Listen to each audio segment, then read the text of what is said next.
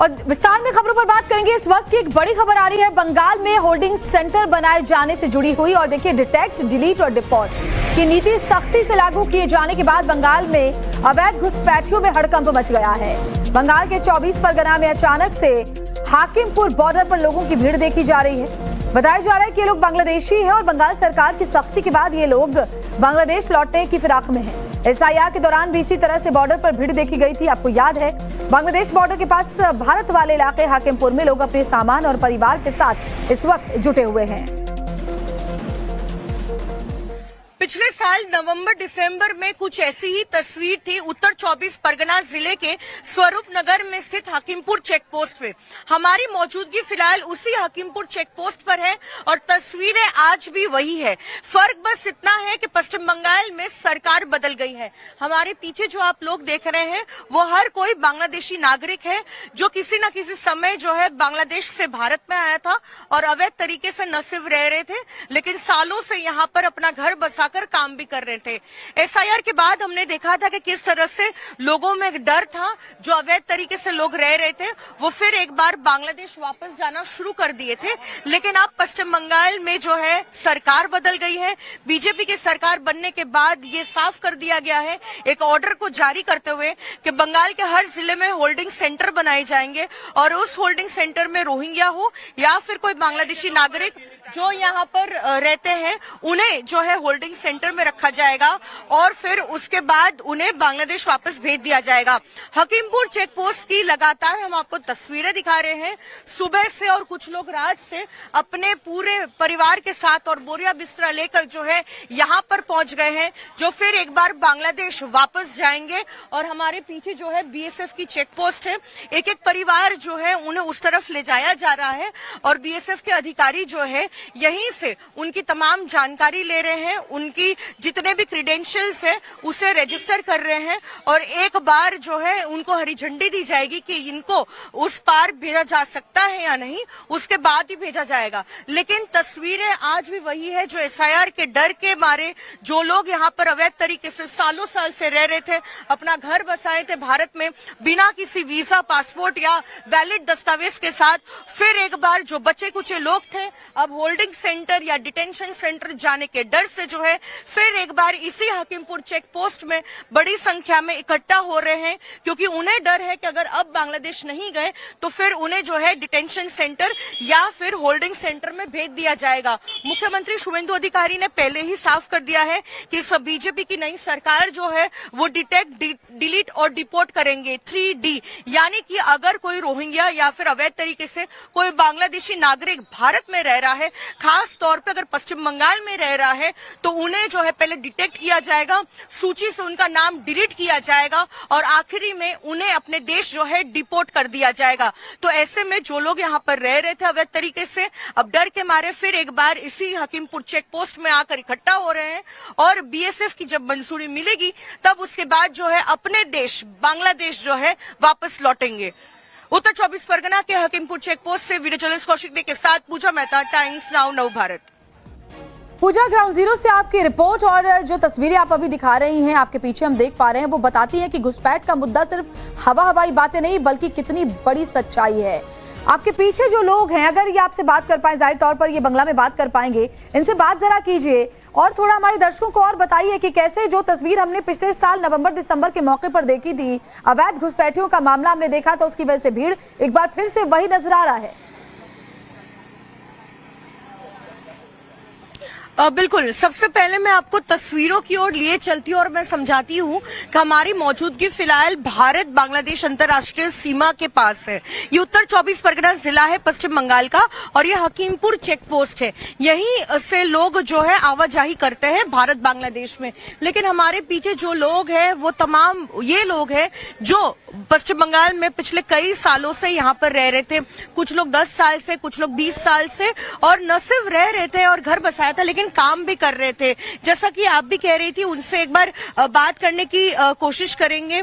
दादा एक आगे अपनी बोलছিলেন, हालांकि देखिए थोड़ा सा बात करने से मना कर रहे हैं, लेकिन ये शख्स जो है थोड़ी देर पहले हमसे जब बात कर रहे थे तो उन्होंने बताया था कि किस तरह से पिछले 20 साल से जो है वो यहाँ रह रहे हैं बिना किसी दस्तावेज के।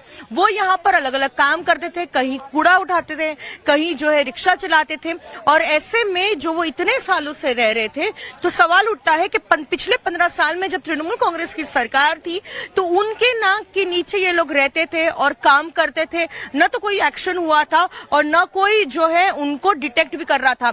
लेकिन अब जहां बीजेपी की सरकार बन गई है और यहां पर लोग पहुंचे बड़ी संख्या में, हर कोई बांग्लादेश जाना चाह रहा है। दादा एक आगे अपनी जाना छिलें जे देखिए कह रहे कि थोड़ा सी तबीयत उनकी खराब है, वो बात नहीं कर पाएंगे, लेकिन ये तमाम लोग आप देख सकते हैं, पुरुष हैं, महिला हैं, बच्चे हैं, जो इसी चेक पोस्ट के बाहर है, इंतजार कर रहे हैं। कुछ लोग रात भर इंतजार करते हुए दिख रहे थे, कुछ लोग आज सुबह आए हैं, और सबका एक ही कहना है, चूंकि राज्य सरकार ने कह दिया है कि अब होल्डिंग सेंटर हर एक जिले में बनाए जाएंगे, उनको डिटेन किया जा सकता है, उनको वापस डिपोर्ट कर दिया जाएगा, तो ऐसी नौबत ना आए उससे पहले वो अपने देश वापस जाने की कोशिश कर रहे हैं। लेकिन बीएसएफ भी लगातार सतर्क है और ऐसे ही बिना वेरिफिकेशन का किसी को उस तरफ नहीं भेजा जा रहा है। सबसे पहले उनकी डिटेल्स ली जा रही है, उनके क्रेडेंशियल्स जो है चेक किए जा रहे हैं, कोई क्रिमिनल रिकॉर्ड है या नहीं, और जब तमाम वेरिफिकेशन हो जाएगा उसके बाद ही बीएसएफ जो है उनको बांग्लादेश की तरफ भेजेंगे। ठीक है पूजा, आप हमारे साथ बने रहे। इस बीच एक और बड़ी खबर यह है कि पश्चिम बंगाल में चुनाव के दौरान अवैध बांग्लादेशी और रोहिंग्या घुसपैठियों का मुद्दा जोर शोर से उठा था, और अब बीजेपी की शुभेंदु सरकार बनने के साथ ही इस पर एक्शन शुरू हो गया है। सीएम शुभेंदु अधिकारी ने डिटेक्ट, डिलीट और डिपोर्ट पॉलिसी लागू करने के निर्देश दिए हैं। इसके बाद बंगाल के सभी 23 जिला मजिस्ट्रेट को होल्डिंग सेंटर या दूसरे शब्दों में कहे तो डिटेंशन सेंटर बनाने के निर्देश दिए गए थे, जहां पर अवैध घुसपैठियों को पहचान करने और पकड़ने के निर्देश मिले थे। सीएम शुभेंदु अधिकारी के आदेश के बाद राज्य के मालदा और मुर्शिदाबाद में 2 होल्डिंग सेंटर्स न सिर्फ बनकर तैयार हैं, बल्कि सिर्फ 48 घंटे के भीतर कई अवैध घुसपैठियों को पकड़कर यहां पर रखा भी गया है। मालदा का जो सेंटर है वहां 9 घुसपैठियों को रखा गया है, जबकि मुर्शिदाबाद में 7 अवैध बांग्लादेशियों को रखा गया है। इसके बाद पुलिस ने पकड़े गए लोगों की नागरिकता की जांच शुरू की है। अगले 30 दिन के भीतर इन लोगों की नागरिकता की पहचान की जाएगी और फिर उन्हें डिपोर्ट कर दिया जाएगा। खास बात यह कि इन लोगों की विदेशी अधिनियम के तहत गिरफ्तारी नहीं की गई है। मालदा में इंग्लिश बाजार के सरकारी स्वयं सहायता समूहों के ट्रेनिंग सेंटर में ये होल्डिंग सेंटर बनाया गया, जबकि मुर्शिदाबाद में लाल गोला में पदम भवन को सेंटर बनाया गया है।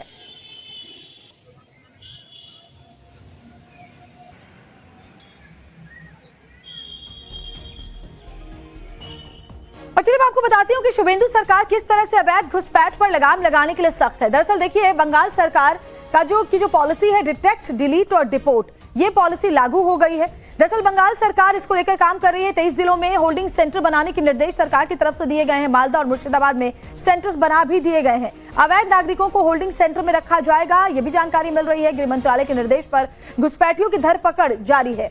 घुसपैठिए 30 दिन के भीतर ही डिपोर्ट कर दिए जाएंगे, यानी कि बांग्लादेश भेज दिए जाएंगे। जांच में घुसपैठिए पाए गए तो बीएसएफ को उन्हें सौंप दिया जाएगा और उसके बाद जांच करके आगे का प्रोसेस किया जाएगा। होल्डिंग सेंटर पर पुलिस और सीसीटीवी से 24 घंटे निगरानी भी रखी जा रही है इन घुसपैठियों की, यानी चुन चुनकर घुसपैठिए जो है पश्चिम बंगाल से बाहर किए जा रहे हैं और उन्हें बंगाल भेजा जा रहा है, जो सालों साल यहाँ इसी तरीके से बिना किसी वैध दस्तावेज के रह रहे हैं। अब कहाँ होल्डिंग सेंटर बनाए गए? देखिए, वैसे तो 23 जिलों में बनाने हैं, लेकिन फिलहाल कहाँ होल्डिंग सेंटर बनकर तैयार हो गए हैं? तो मालदा में और मुर्शिदाबाद में, इन दोनों ही इलाकों में होल्डिंग सेंटर्स बन करके तैयार हो गए हैं। और बताया यह भी जा रहा है कि कुछ घुसपैठिए जो हैं वो यहाँ रखे भी गए हैं इन होल्डिंग सेंटर में, जिनको डिटेंशन सेंटर भी आप समझ सकते हैं। और ये जो होल्डिंग सेंटर है फिलहाल एक्टिव है। इसके अलावा जो और भी जिले हैं, खासतौर पर वो इलाके, खासतौर पर जो मुस्लिम बहुल इलाके हैं और जहां पर सबसे ज्यादा घुसपैठियों की संख्या हो सकती है, उन जिलों में पहले होल्डिंग सेंटर्स बनाए जा रहे हैं और वहां घुसपैठियों की धरपकड़ जारी है।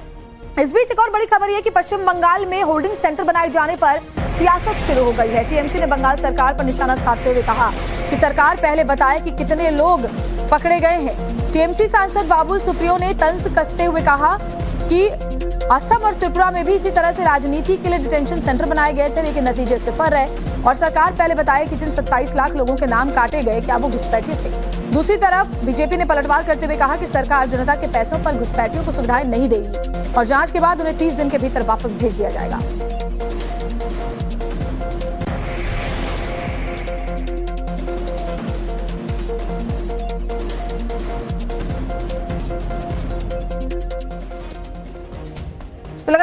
बता रहे हैं कि इस पूरे मामले को लेकर जमकर सियासत भी हो रही है और देखिए आम जनता उन्नयन पार्टी प्रमुख हुमायूं कबीर ने सरकार के फैसले का स्वागत किया है। उन्होंने कहा कि जो बाहर से अंदर आएगा उसके खिलाफ पुलिस कार्रवाई करेगी ही और करनी भी चाहिए।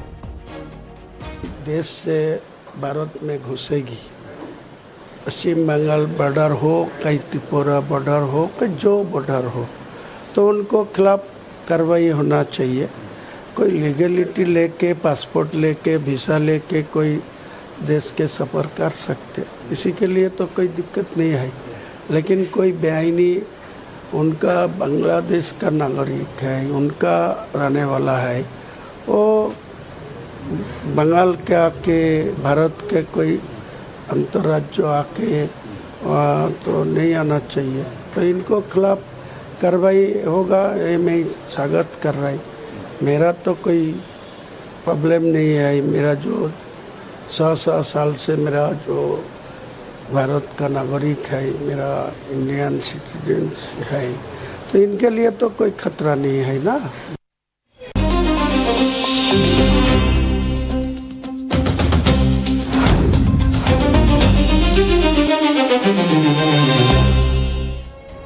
और इस बीच आपको बताएं कोलकाता से एक और हैरान करने वाली खबर सामने आई है। मेट्रोपॉलिटन इलाके के घर के बाहर एक होर्डिंग लगा हुआ था। शिकायत करने पर परिवार को धमकी पहले मिला करती थी। इमारत के लोगों ने अपना दर्द बयां किया। सरकार बदलने के साथ ही अब लोग सामने आ रहे हैं और टीएमसी सरकार के दौरान जो परेशानियां उनको झेलनी पड़ी उसके बारे में अब मुखर हो रहे हैं। दरअसल एक घर के बाहर जबरन होर्डिंग लगा दिया गया था, पूरा घर ही ढक दिया गया था। घर में हवा रोशनी सब बंद हो गई थी। घर के लोगों ने शिकायत की थी तो उनको पहले धमकियां मिला करती थी। अब सरकार बदली तो लोगों की उम्मीद भी जगी कि ये होर्डिंग हटेगा। और जरा ये बड़ा सा होर्डिंग आप देखिए कि पूरा का पूरा जो घर है उसकी बैल्कनी हो, खिड़की हो, वो सब कुछ ढका हुआ था। ममता बनर्जी की बड़ी सी तस्वीर इसमें लगी हुई थी। टीएमसी का ये पोस्टर था और दूसरी तरफ अभिषेक बनर्जी की तस्वीर लगी हुई थी। और ये जो होर्डिंग थी वो इस पूरी इमारत को समझिए कि घेर रखा था। इस होर्डिंग ने इस घर में रोशनी, हवा कुछ भी आना मुश्किल था। जब शिकायत करते थे तो धमकियां मिलती थी। पश्चिम बंगाल में विधानसभा चुनाव में तृणमूल कांग्रेस की करारी हार के बाद अब धीरे धीरे लोग हिम्मत जुटा रहे हैं और सामने आ रहे हैं और ये बता रहे हैं कि किस तरह से बंगाल में थ्रेट कल्चर होता था। फिलहाल हमारी मौजूदगी कोलकाता के मेट्रोपॉलिटन इलाके में है और हमारी सामने ही तृणमूल कांग्रेस का पार्टी दफ्तर है। 2022 से इस इमारत को अस्थायी तौर पे पार्टी ऑफिस के तरह जो है इस्तेमाल किया जा रहा था, क्योंकि जो पार्टी का हेडक्वार्टर है जो तोपसिया में स्थित है वहां पर मरम्मत का काम चल रहा था। लेकिन इसी पार्टी ऑफिस के सामने जिस इमारत में लोग रहते हैं, एक रेसिडेंशियल बिल्डिंग है, उनको कितना कुछ झेलना पड़ा है 4 साल में, वो यहाँ के रेसिडेंट्स बता रहे हैं। आप देखिए इतना बड़ा जो है एक स्ट्रक्चर है, ये आयरन स्ट्रक्चर पर जो है इतना बड़ा पोस्टर लगाया गया है जहां पर ममता बनर्जी और अभिषेक बनर्जी की तस्वीर है। हालांकि ये पोस्टर फिलहाल फटा हुआ है क्योंकि बारिश के दौरान जो है ये फट गया था। लेकिन आप देखिए इस पूरे आयरन स्ट्रक्चर को जो है किस तरह से इस इमारत में बिल्कुल जोड़ दिया गया है। आप देखिए यहाँ पर इतना बड़ा स्ट्रक्चर है और इस आयरन स्ट्रक्चर को जो है इसी इमारत पर अटैच कर दिया गया और इसके ऊपर ही तृणमूल कांग्रेस के पोस्टर लगते थे। समय समय पर जो है इस पोस्टर को बदला जाता था। ममता बनर्जी जो पार्टी के सुप्रीमो है और साथ ही अभिषेक बनर्जी जो पार्टी के नेशनल जनरल सेक्रेटरी है, उनकी तस्वीर लग रही थी। लेकिन पोस्टर लगाना कोई दिक्कत नहीं है, लेकिन देखिए किस तरह से इन लोगों को परेशान किया जाता था।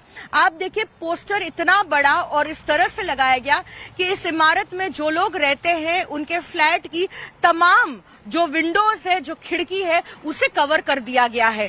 यानी कि ना तो हवा अंदर आ सकती है फ्लैट में और ना ही तो उजाला आता है, क्योंकि बिल्कुल इस बड़े पोस्टर की वजह से अंधेरा छाया रहता है जो लोग यहाँ पर रहते हैं इनके फ्लैटों में, और साथ ही हवा भी नहीं आती है। जो रेसिडेंट्स यहाँ पर रहते हैं उनका कहना है कि बंगाल में ऐसा थ्रेट कल्चर था कि सबसे पहले तो जब उनके घर को ब्लॉक करते हुए ये पोस्टर जब लगाए गए, ना ही तो उनकी अनुमति ली गई कि उनके घर की तमाम खिड़कियां कवर कर दी जाएंगी, उनके घर में ना हवा जा पाएगी और लाइट भी जो है वो ब्लॉक हो जाएगा।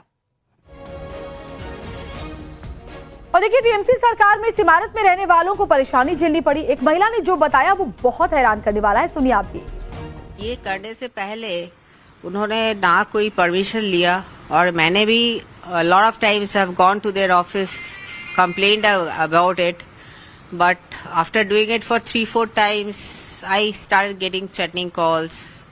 So, मुझे बंद करना पड़ा क्योंकि और कोई चारा था नहीं. रूलिंग पार्टी के अगेंस्ट में तो आप जा नहीं सकते. And we are common people, we couldn't go. So, and then a lot of other incident also happened, like whenever some party people are coming, some MLAs of Trinamool Congress or Abhishek Bandyopadhyay is coming, तो वो लोग क्या करते थे, अब मेरा पूरा जो बाहर निकलने का जो दरवाजा है वो भी बंद कर देता था. उसके अगेंस्ट में भी आप कुछ बोलने जाओ तो बोलता था आप पुलिस पे जाके FIR कीजिए, देखते हैं उसके बाद क्या कर लेता है पुलिस. तो ये सब तो सुनना पड़ा, कुछ कर नहीं पाए. तो एनीवे ये बहुत दिन से चल रहा था. बताइए, आपका जो ये फ्लैट के सामने इतना बड़ा जो पोस्टर लगाया है, ऑलमोस्ट एक साइड आपके फ्लैट का कवर हो चुका है. तो क्या कंसेंट लिया था आपसे, permission? No, not at all, nothing. They just came one day, एक दिन आया और लगा के चला गया. बस रात में हुआ था काम. तो we saw, I was awake that time. हम देखा भी वो लोग कर रहा है, तो पूछा तो कोई जवाब भी नहीं आया. परमिशन लेने का तो कोई सवाल ही नहीं उठता है.